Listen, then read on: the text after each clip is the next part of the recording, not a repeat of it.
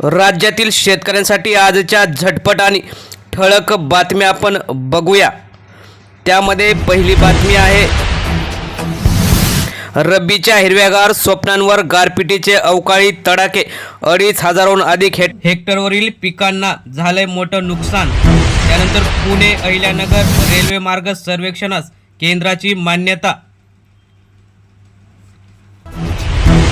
CCI कडून कापूस दरात प्रतिखंडी 500 रुपये दर कपात। अकोल्यात लांब धाग्याच्या कापसाकरता 53,600 रुपये दर।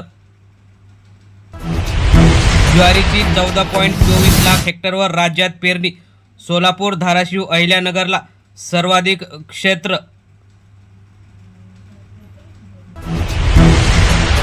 अमरावतीत फुलकोबीची दर दबावात, होलसेलचे दर आले 8 रुपये प्रति किलोवर। वातावरण बदलाचा मोठा फटका। भाव पडल्याने आता कर्जफेडीची चिंता।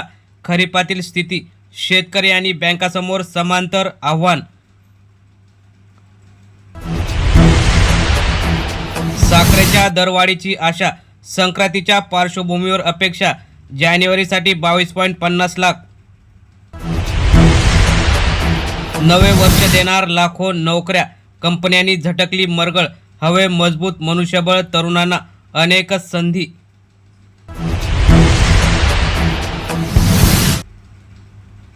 विमा हप्त्यावरील GSTचा निर्णय पुन्हा अधांतरीच। पीक विम्यासाठी शेतकऱ्यांची कृषी कार्यालयावर धडक। विदर्भातील स्थिती,